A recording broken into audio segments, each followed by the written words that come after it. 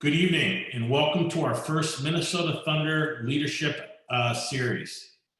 My name is Jeff Whitty. I'm president of MTA. The purpose of MTA is not just in building great soccer players, but also building great people. We are excited for our new MTA Leadership Academy, which will provide our players a great opportunity to learn a holistic approach to leadership and inspire players to be leaders. Leaders are developed, and sports is the perfect vehicle in which to hone these skills in young people. We are excited to have with us tonight Yael Averbuch, who has a great story to tell and has been involved in various leadership roles. Yael grew up in New Jersey and went on to attend the University of North Carolina, where she was part of 2 NCAA Championship-winning teams.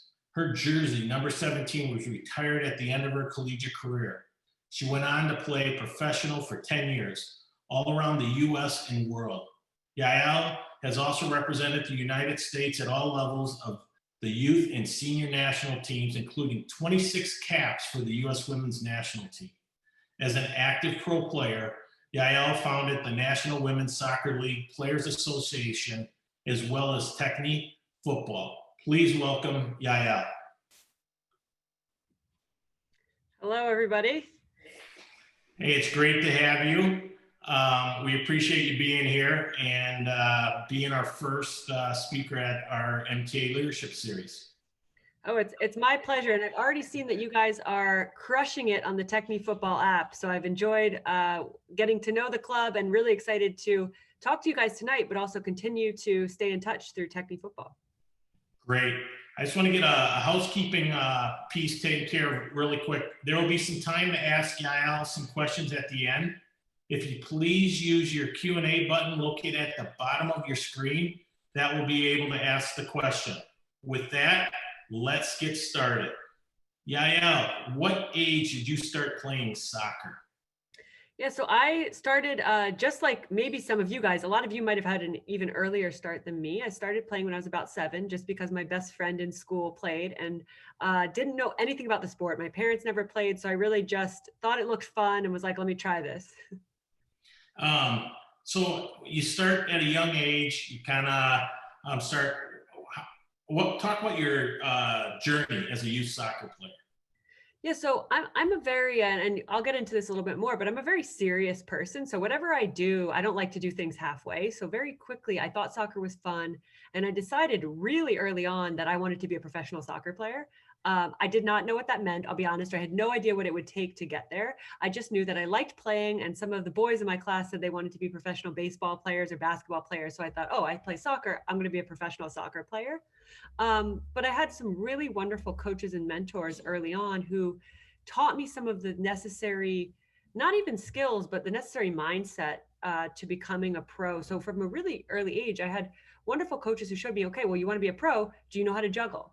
Or can you kick with both feet? And would take me out to the field and show me these things. And I would rent videos with my dad. This was before YouTube or how easy it is now to access information. So my dad and mom, they were very helpful. They said, okay, you want to be a pro? We got to find out how to do this.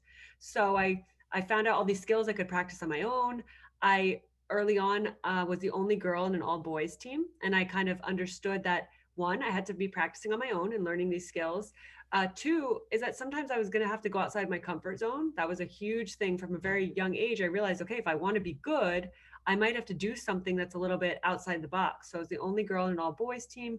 Many times as a youth player, I played up age groups on girls teams. I guest played a lot. So I was quite often in a pretty uncomfortable environment to stretch myself and really challenge my level. So those were the couple of the things that early on, I remember really defining my youth playing was the stuff I did on my own from an early point, and also that kind of not always being comfortable. I wasn't always on the same team with my best friends. So it was definitely a challenging time, but it was what I had decided I wanted to do.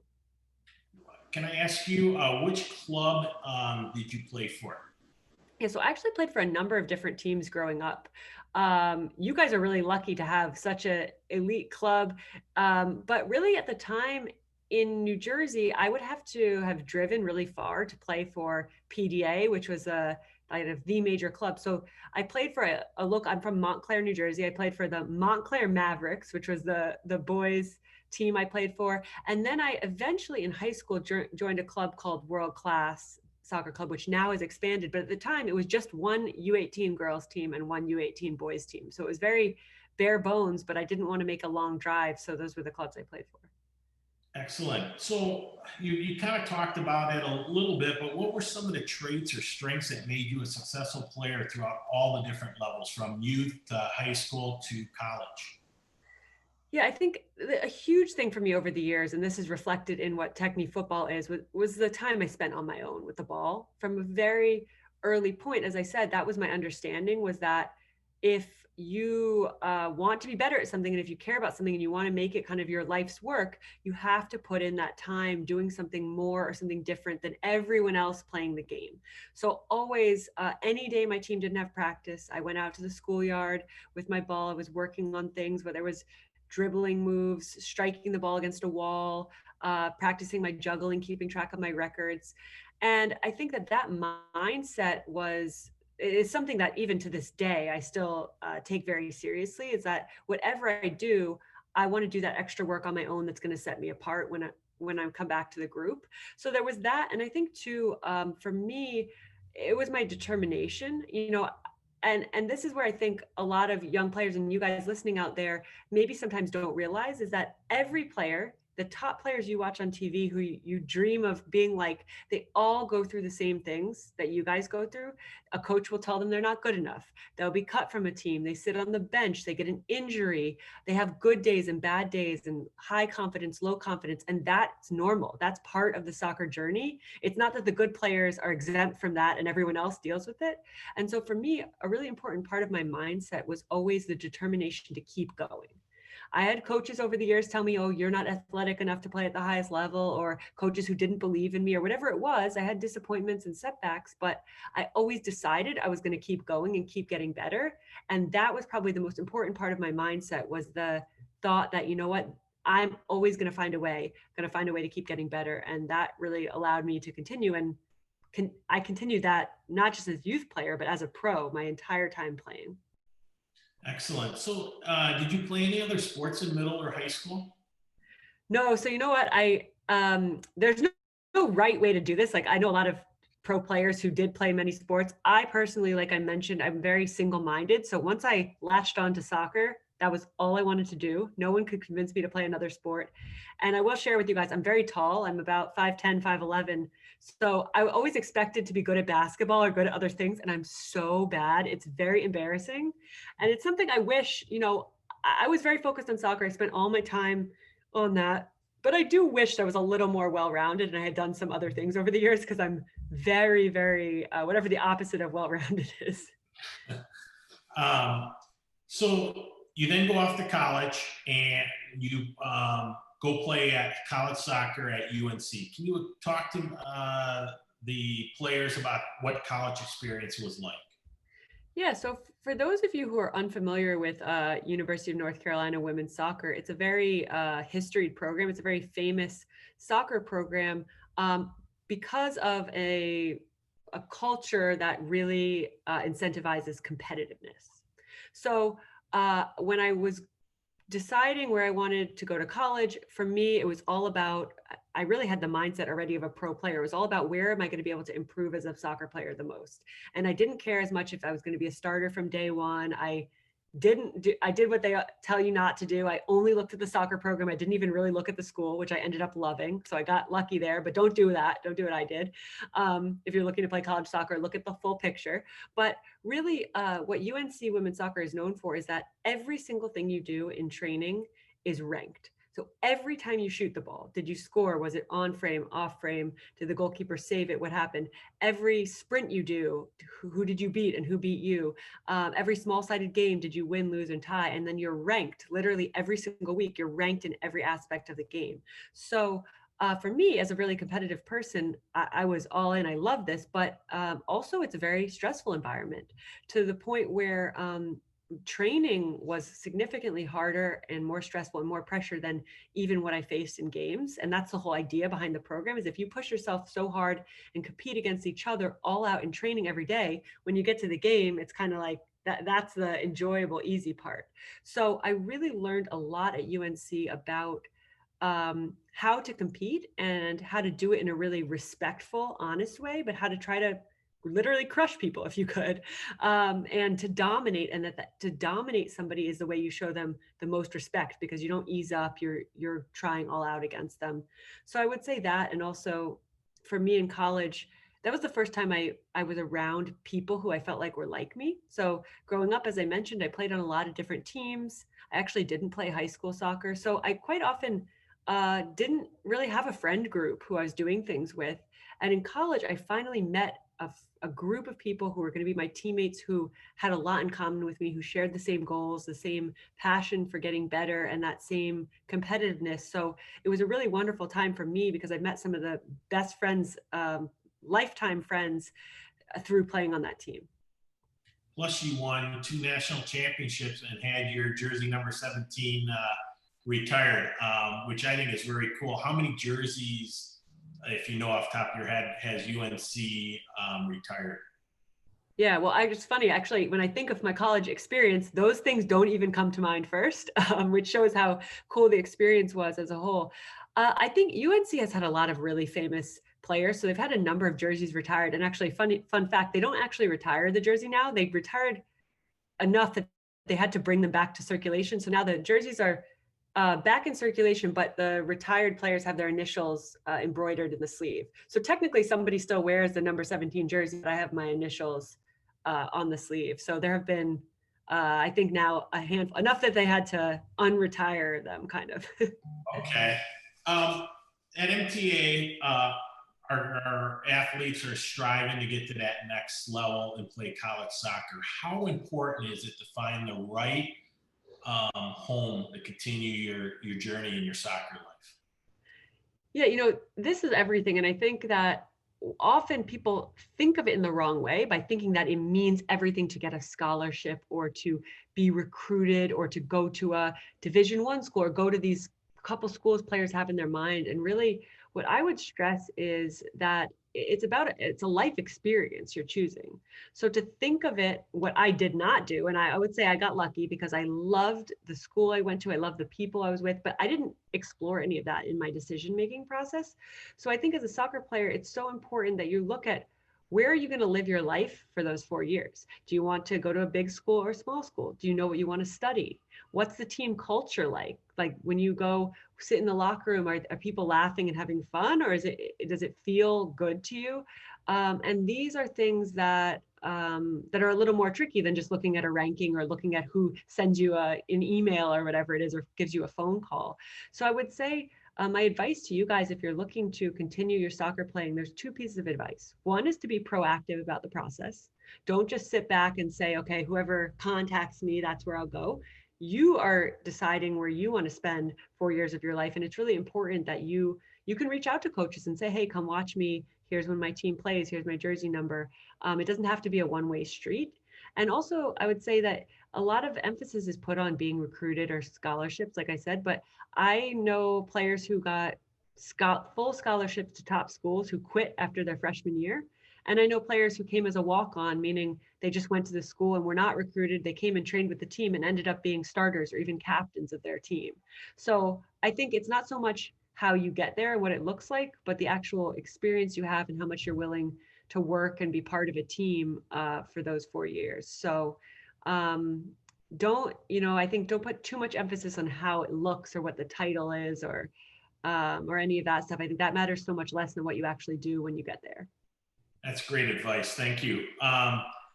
So how was it able to balance being a soccer player at the highest level and also being a good student? Because I mean, it's a job and you got a lot of pressures on both ends. There's a lot of kids that go off to school and it's tough being a student. Now you're playing at the highest level. How do you balance that? Yeah, I think, I don't, part of the reason I'm not very well-rounded is because I like to, whatever I do, I like to do it as well as I can. So I don't do a lot of things because I can't do a lot of things well. And For me, I always took being a student very seriously. I wanted to do well in school. And so um, I think that what I found for myself is because I am a very disciplined person and I had made good habits as a youth soccer player for the most part and a youth student in school, I had good habits in terms of managing my time, understanding my priorities, and all of that. I was able to do that for all things. So whether it has to do with taking care of my body, recovering, eating well, hydrating, uh, working hard in training and being a successful soccer player, going to class and making sure I get what I need to get done so I'm not having to stay up all night the night before a game. All of it kind of fits together to me. So it's not just you're a student and then you're an athlete. This is everything you have to do in all of your responsibilities. And for me, a lot of it was understanding my priorities. And my priority has always been, up until very, very recently, being able to perform at my best as a soccer player. So if that's my priority, I knew that I had to plan my week so I could get my work done and not be stressed right before a big game to cram something in, or plan my day so I could take a nap before training and still have time to do everything I need to do and be at class on time and all of that. So my planning was always done very carefully around making sure I was at my best on the field, but that actually helped me because it made me organized in how I approached being a student as well. Awesome. So let's move on. You had the opportunity to play for the U.S. Women's National Team. How was that experience representing your country? Yeah, so that was my ultimate dream for my entire every single day I play the sport. That's where I want to be and wanted to be. So for me, it was a really really special opportunity. And actually, what most people don't realize about the national team is it's a constant tryout. So I appeared 26 times for the team, but for about 6 or 7 years, I was constantly a part of the player pool and always trying out. And I was selected for some events, not selected for others. So I was actually at a ton of training camps in order to get those few appearances. And for me, I think the most interesting thing about that level, because talk about competitive, I mean, that is literally in every position, there's probably top three best players in the world. So you're now, the way I see it's kind of like a pyramid. You play youth soccer when you start out and you're at the bottom of the pyramid. And then maybe as you get a little older and a little bit more elite, you play for an elite youth club. So you're moving up your pyramid. Then, one of the top high school players, you move up. Then a top college player, you keep moving up. And then as you differentiate yourself, you get to play professionally if you're fortunate and you work hard. And then the best professional players get to the very top of that pyramid to represent your country.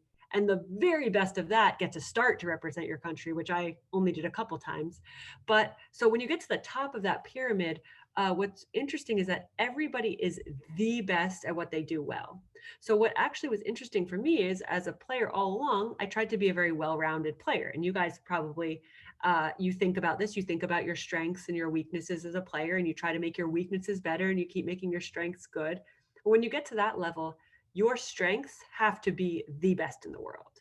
And you're never going to be better than someone else at their strengths. So that's what was most interesting to me was that if you look at the midfielders I was competing against, like at the time, it was Carly Lloyd, Lauren Holiday, Shannon Box. These are some of the names, if you guys have heard of these players.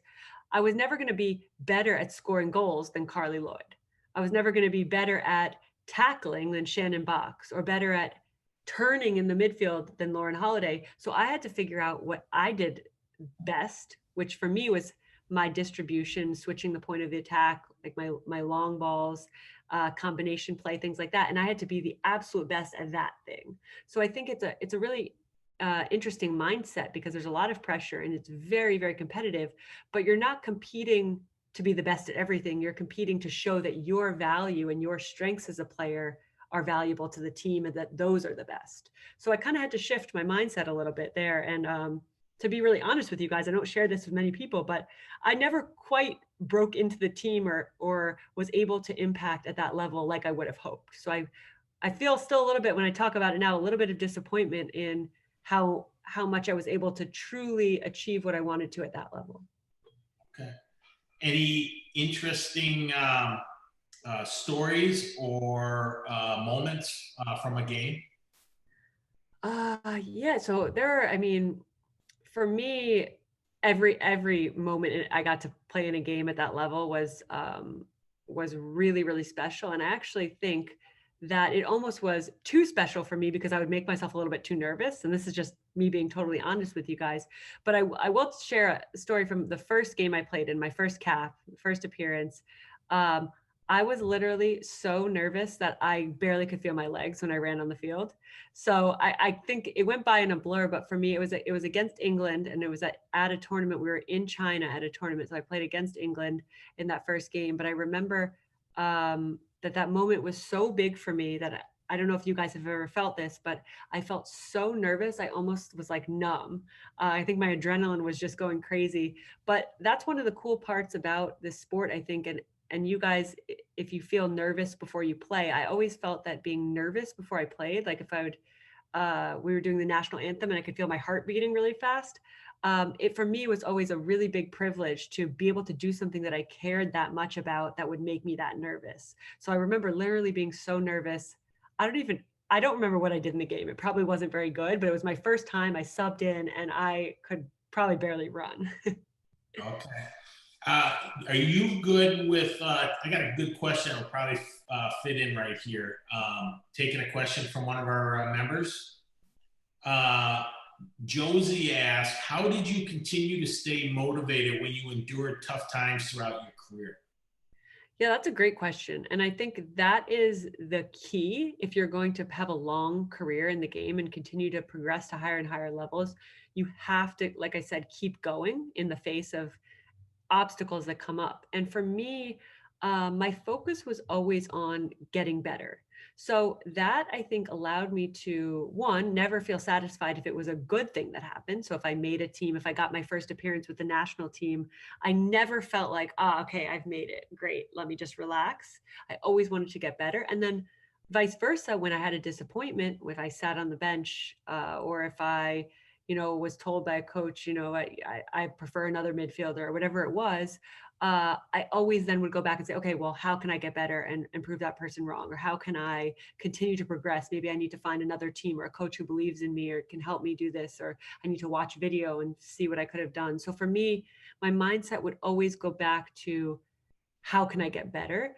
And I think that's very motivating because as players, that's what you guys control. You control what you do on a daily basis. You control how you show up at training, what your attitude is like, how you take care of your body. You control if you're getting better technically. And so there are only kind of that small handful of things as players that we control. And for me, by trying to focus on those things over the years, rather than all the hundreds and hundreds of things that are out of our control, I find that to be very motivating because those are things you can actually do something about. So I tried to always get my focus back to what I could control. But I will say, I've shed many tears over this game. I've had many very frustrating times and a day where I feel really bad. And then every time I would refocus and I'd say, okay, well, what am I going to do about it? And I would get to work again. So don't feel, if you've had tough times or feel disappointed or feel sad or whatever it is, that's okay. It's then what do you do about it? Good, good. Along the way, did you see strong leadership from anyone, and why was it good leadership? Oh yeah, wow.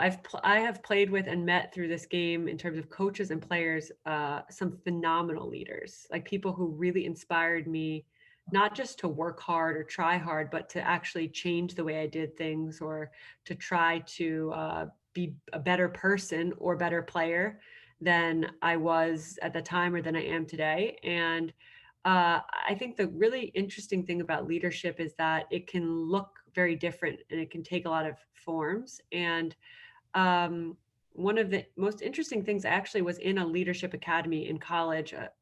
It was a student athlete leadership academy. So what you guys have here is really, really special. I didn't even know what leadership really was till I went to college. I never thought about it.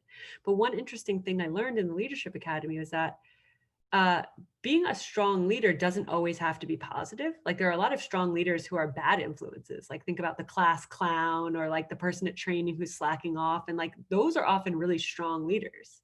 So, so being a leader just means that people follow what you do. So one of the most interesting things I learned and something I now always look for is a strong leader who influences in a positive way.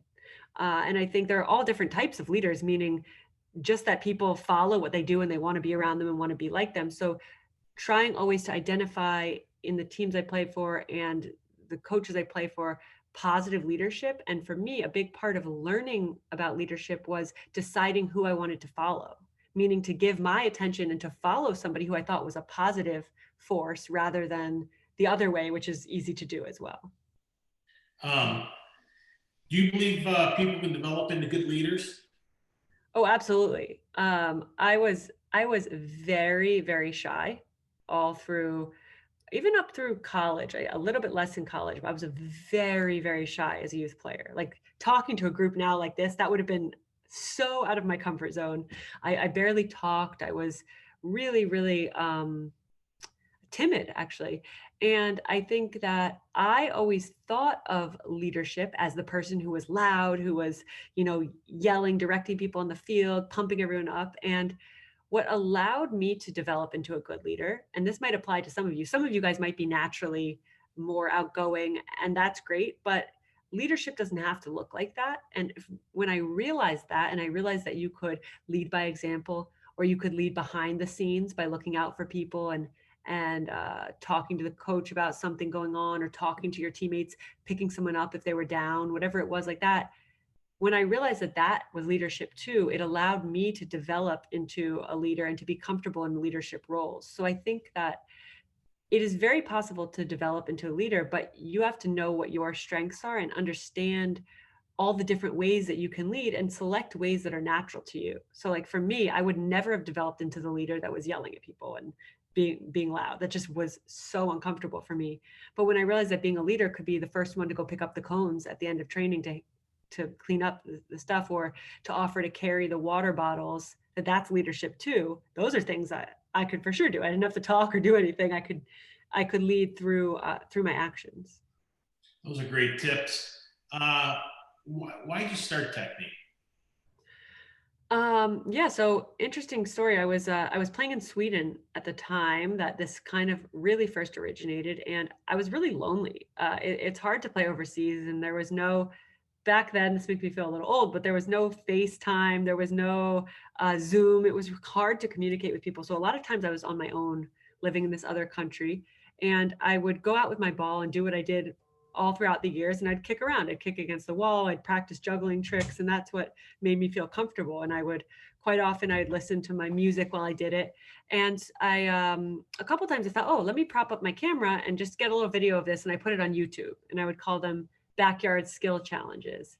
And people actually all over the world started to respond with their videos trying these skill challenges. So that was the first time I realized, wow, I could connect with this community, this soccer community via video, to share training ideas. And I built up this whole YouTube channel with training ideas and skill challenges, and people loved it. But I always wanted a way to offer more concrete progressions, like what you guys see in the Techne app, where you can go through training sessions, you can track your progress, you can compete. So I always wanted to do something bigger and more. So about 4 years ago, I finally kind of got to the starting point of what that could be and how it could look in an app. But really, the idea started just when I was on my own with the ball, and the whole idea behind it is to share the wonderful lessons and the journey that I took as a player. And the part that made me honestly love the game more than anything else was that time I spent on my own and my individual relationship with the game. So my hope is to share that experience with as many players out there as possible. That's awesome. What can Techne do for our players? You've talked about how impressed you've been with our club being as high up as they are right now. We're on a pause to play. We're at a point in our club with our DOCs, players, coaches, a commitment to excellence, and Techne is a big thing. What can Techne do for our players? Yeah, so I think there's a few things that you can get from Techne. And first and foremost is the development of the technical skills. And that is what we all know, is that this stuff doesn't come by magic. Anyone you see who can juggle well, who can strike the ball with both feet, who's good at dribbling, they don't just do it because they are born with a special gift. They've practiced those skills. And so that's the most important thing. If you want to be more confident on the ball, if you want to be able to do more with your vision on the field, you have to be working on those skills. And that's, that's what the app guides you in as a player. But the other parts of it actually have to do with developing the character and the work ethic part. So it has to do with the accountability, the discipline, the consistency. And that's where this is on you guys, whether, unfortunately, I know you're shut down, but even when you're back training with your teams, what are you doing consistently on your own? And it could be 10 minutes a day or 10 minutes a few times a week, whatever it is you do, to do it consistently is the most important thing. So there's that piece. And then, like I mentioned for myself, is that it's also helping you guys as players to develop your individual relationship with the game. So what you do with the ball, if it's watching soccer, whatever you're doing on your own, and that's individual to you, are the things that are going to make you really fall in love with the game, and they're going to take you long beyond your time as a youth player. These are the things that are going to, make you want to stay involved in the game, like me, after you're done playing, to maybe own a professional team. Maybe you want to coach. Maybe you want to do commentary in soccer, but just to stay involved in the soccer world. And I think that, your experience in Techne is about learning the soccer skills, but it's also about doing this on your own and the commitment to do that. Do you have any tips on the self-training on how, how to take the challenge on and get motivated? Yeah, so I'd say a couple things. First of all, if you haven't started, just starting is one of the biggest hurdles. So I think many of you, based on the stats I've seen, have started training, which if you've done that, great. You've literally done the hardest part, is getting started. And if you haven't, log your first 5 minutes. Go in and try one of the time trial drills, which are the scored drills where you can track your improvement. Just do one thing to get started. And then I would say for everyone else, like I mentioned, consistency is the most important thing. So I recommend going into the track tab in the app. It's a second tab. If you're going from the left, it's the second tab. And to set yourself you can set yourself little reminders for what days of the week you're going to train and what time, and to hold yourself accountable to that. So my biggest tip is to commit to doing something you can do every single week of the year. And maybe it's literally just 20 minutes a week, but it's something you can do every week of the year. And then if you go above and beyond, wonderful. But the whole key is, can you do it consistently, whatever it is you've committed to? Okay, excellent. Yael, are you up for some questions from our club now? Of course. Can't wait. I can't wait to hear from you guys, see what you want to know. So Charlotte asked, how many camps have you been to? I'm assuming over your whole soccer career. Oh, wow. I can't even count them. Many. If you're talking about with the U.S. National team in particular, I was probably part of the program for 6 or 7 years and went to maybe 8 camps throughout the year. So if you guys are probably better at math than me at this point. So that gives you an idea of national team camps, but camps in general, every year I was playing. So Hadley asked, how did you get through your injuries without criticizing yourself? Well, I worked very hard to prevent as many injuries as I could through my career. So I was pretty fortunate to stay very healthy overall, but I certainly had some times where I was out and actually stopped playing because of illness. So it's a little different than injury, but physically I couldn't play. I have an illness called ulcerative colitis. It's a digestive thing that hopefully none of you guys know anything about. But that's actually what stopped me from playing professionally at the end. But for me, I think that it was never about criticizing myself. It was mostly that I would get frustrated. That was kind of I think we all have our go-to kind of negative emotions. And for me, it was always frustration or anger. I'd feel angry at the situation. And I think that's okay. I think it's okay if you get down on yourself, but it's about realizing you're doing it and then kind of trying to change your mindset. So it's okay to have negative emotions. It's okay to lose focus. It's okay to have all that happen, but then it's, what do you do about it?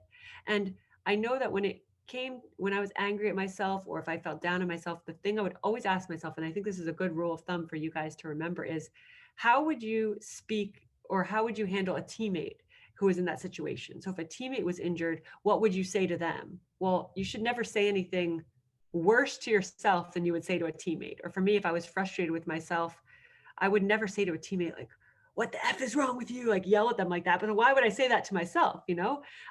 So excuse my language. I probably would have abbreviated that either if I was saying it to myself.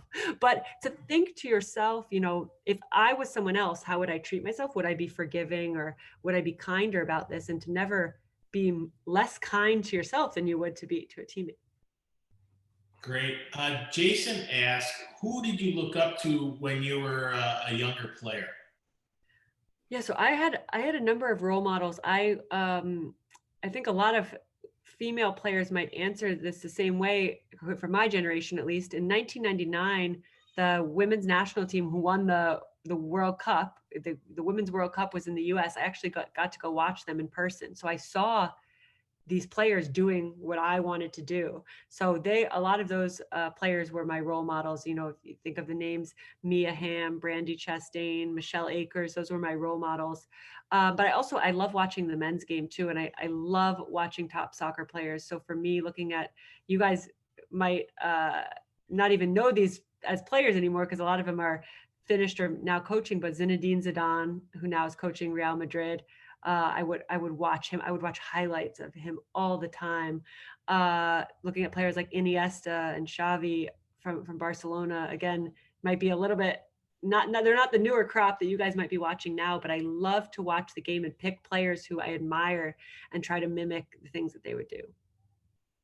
Max asked, how would you describe good leader characteristics?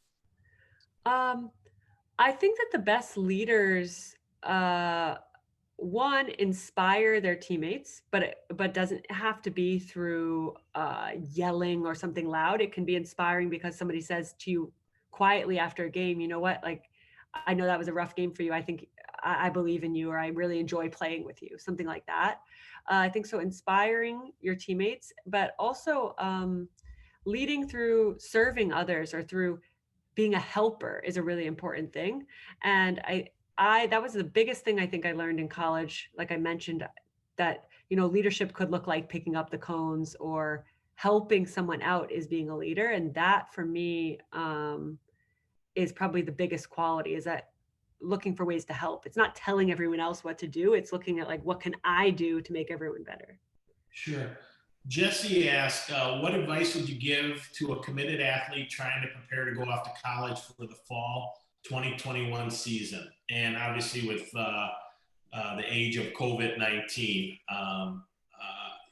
Techne, and you can explain it, it's not just for youth players. You got professional and college players also using it, right? Yeah, absolutely. So Techne as a tool is, as a player, you never get beyond working on those aspects of the game. And Techne is based on things that I did as a youth player, but also that I still did as a professional player and other pro players do. So I would say certainly to stay sharp on everything you can stay sharp on with the ball at your feet, and also physically. And for me, I think the biggest thing about transitioning to a new level, so going to play in college, is to understand the standards. Like, know if you're going to have fitness tests or what the expectations are there. And that's something you can prepare for. Understanding what you're going to need or want to do with the ball at your feet, and knowing that it's going to be a faster pace. So being even more proficient with the ball at your feet, being able to bring it under control, out of the air, on the ground, striking it well. Those are all things you can control. So understanding what you're going to need to be able to do when you get there, and preparing now for that. Okay. Georgie asked, what are some ways you stayed motivated?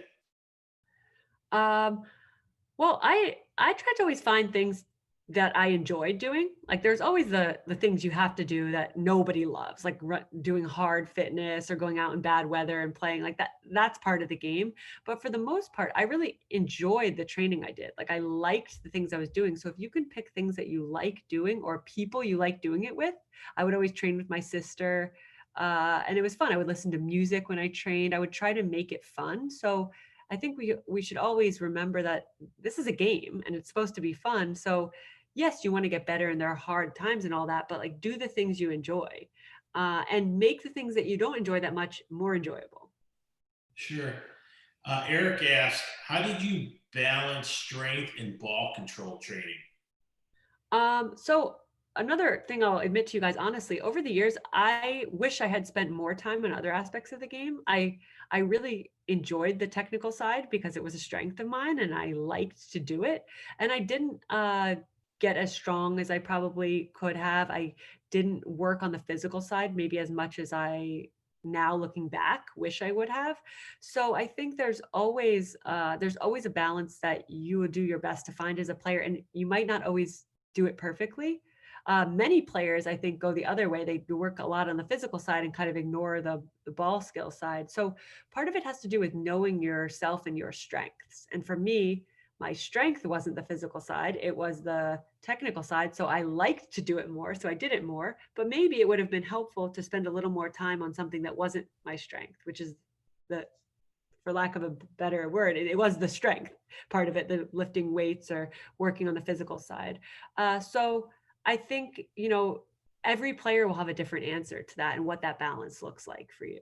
But definitely your training should incorporate all the elements. There's never a time to just leave one out. That makes sense. Anthony asked, what do you eat before game day? And also, how early before a game do you eat? Yeah, so this is another thing with nutrition that I think is it's a little bit of a personal exploration. You guys will need to figure out what works for you. So what works for me, I can share with you, but it may be different for everyone. But when I was playing kind of at the top level and needing to be the best I could be for a game, so like literally I was a professional, all I had to do all day was to prepare for my game. Say my game was at 7 o'clock at night, I would eat my last meal about 3.5 hours to 4 hours before the game. And actually, I really like breakfast food. And on game days, I would be a bit nervous. So I wasn't actually as hungry as I maybe should have been. So I would usually eat a big breakfast and then eat some of the leftovers from that as kind of my pregame meal. And then maybe bring myself a smoothie or a kind of a protein shake or something to drink before the game, like as a little snack before. So I would eat things like, I would often have eggs, toast with avocado, things like that, actually as my pregame meal, because I was nervous and it was a little hard to eat. But I would say you got to figure out kind of what sits well in your body and how long before you need to eat it, because the last thing I wanted to do was feel too full or not, or uncomfortable when I showed up at the field. Jane asked, do you recommend going to college camps? I went to college camp. I went to actually 2 summers. I went to the UNC women's soccer college camp. I think you definitely don't have to. It's not a make or break, but why it can be good if you do go, I would make sure you use it as an experience to learn. And where I think it's important to learn is, like I said, to learn about the standards. So you're understanding when you go somewhere, it's important to watch college games when you can, and to go to the camps, to be coached by the coaches, to see the campus, to kind of feel what it's like, so that when you show up, if that's where you choose to go, nothing's a surprise. It's going to be an adjustment already, but you don't want to have no idea what the coaching style is like or what the expectations are. So one benefit of the college camps are you get to feel a little bit of that. So I think it's a great thing if you want to use it as a learning experience. If you're only using it to try to be recruited or something, that might not be as effective. Yeah. Or it might be. I'm not actually that familiar with a lot of the college camps. Benny asked, what practices do you have to keep up with your mental toughness? So I wish I had had more support on this when I was a youth player. So personally, I did not, as a player, do as much as I should have on the mental side of the game, because it's a skill that needs training like anything else.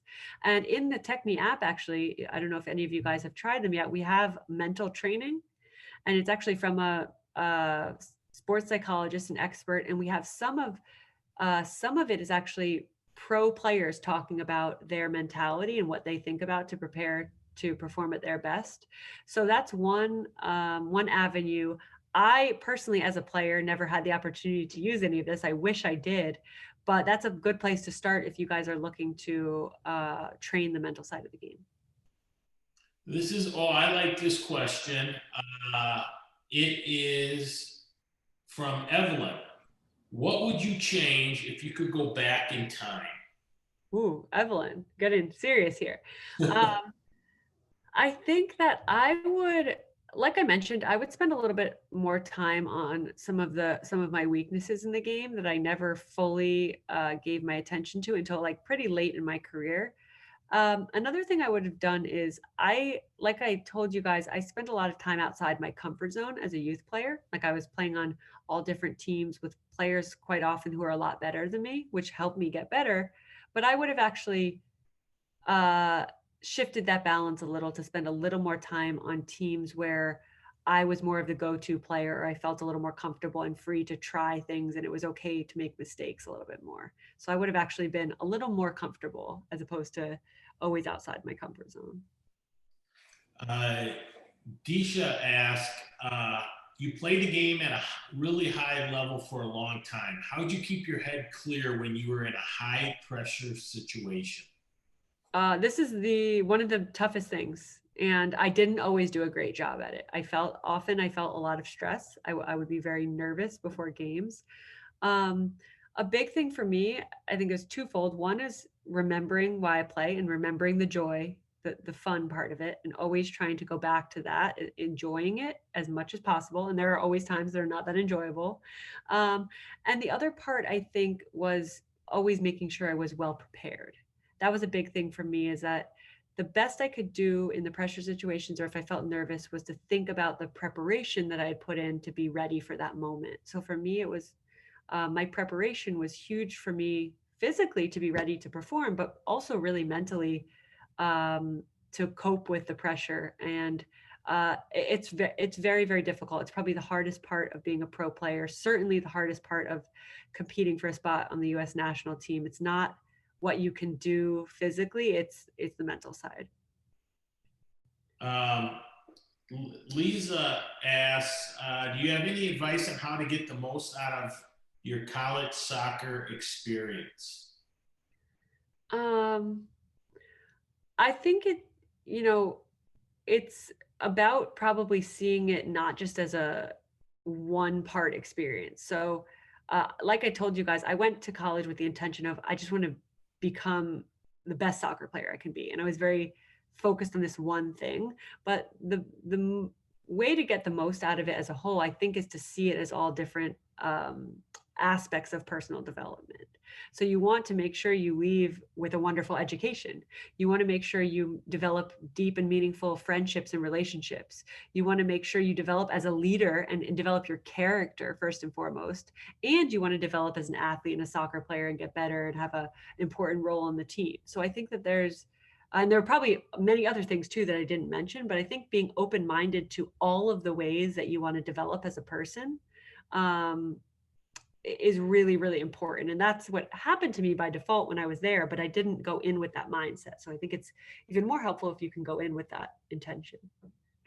Hallie asked the question, did you have any pre-game rituals? Um, I am very bad with stuff like that. Like I have the tendency to get too superstitious if I do start to do anything like that. So I actually tried to steer clear.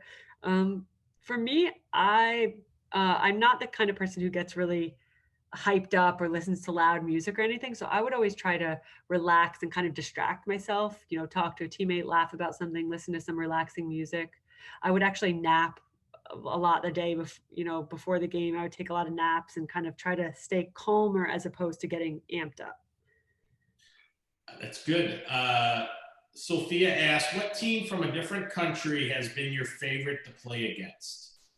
Oh, my favorite to play against. Well, it'll probably be based on who I feel like I played well against. I'll be honest. It doesn't have to do with them so much as me. Um, I played against China a couple times, and I felt like I did well in those games. Again, it had nothing to do with China and me liking playing against them. It just happened to be games, I think, where I performed well. So I guess that would be my answer. Okay. Um, Hadley asked, who helped you through the years? Um, I was really fortunate to have a lot of wonderful support. And this is a hugely important part for you guys as not just soccer players, but as people, is to know who your support system is, because there are going to be hard times no matter what you do in your life. And for me, my parents and my sister were hugely supportive. Like, they're the first people I would call with good news and bad news. But like I mentioned too, in college, I made some really good friends, and these are, lifelong friends who I still call to this day to talk about good things and bad things going on. So, really, though, the backbone of that for me over the years has been my parents and my sister, who have uh, they've heard a lot of my uh, dissatisfaction when things weren't going well, but also shared with me some really special moments when things did go well. Great. George asked, how much would you say you spent training as a kid per day? Uh, yeah, this is where I didn't do anything crazy that you guys would think like, whoa, I can't do that. If I spent 45 minutes in one day, as a young player on my own training, that was a lot. But what I would say is that I literally did this every single day in and day out, for months, for years on end. So I spent, if you think about it, 30 or 45 minutes training on your own every single day for a matter of as I got older, sometimes that was more and a lot more intense, but for a matter of 20 plus years. So that's why I say to you guys, it's a consistency. I didn't go out and train for 3 and 4 hours or do anything like that. I did 45 minutes every single day my team didn't have practice for as long as I can remember. So it wasn't so much what I did in any single day, but it was more like what I accomplished when I saw that added up through a year, and then over the years. Yeah. Ion asked, what was your biggest challenge and how did you overcome it? There were many challenges, I'd say. For me, it was always the athleticism side of the game. For me was, as a youth player, I was fine. I was, athletic enough. I think when you look at the highest level and what my goals were in the game, that's where it wasn't a strength of mine. It was something that had the potential to kind of hold me back. And I even had a coach tell me at one point that I wasn't going to make it because I wasn't athletic enough. And I cried and I cried and I was devastated. But the way I kind of got around that was I made sure I was going to be as sharp as I could on the ball. I was going to be smart tactically and have watched the game so I could think quickly. I was going to play 1 and 2 touch and move the ball quickly so I didn't have to sprint anywhere faster than anyone else.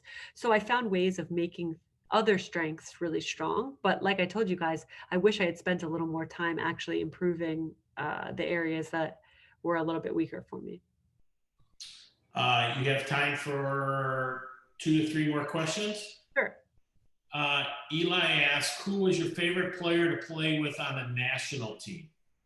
Ooh. One of my best friends actually in life, and probably one of my favorite players to play with, is Heather O'Reilly, and she's from New Jersey. Also, she's retired now, but actually a very, very different player than me. Really different style. So I think our strengths complemented each other well, and we have a funny friendship where we can be really honest and competitive with each other. So it was always fun to kind of mess with her and try to beat her out in training, but then be on the same side on game day. Kate asked the question, how did you meet Hunter Gorski, who put on our Techne thing? He did a phenomenal job, by the way. But how did that connection happen?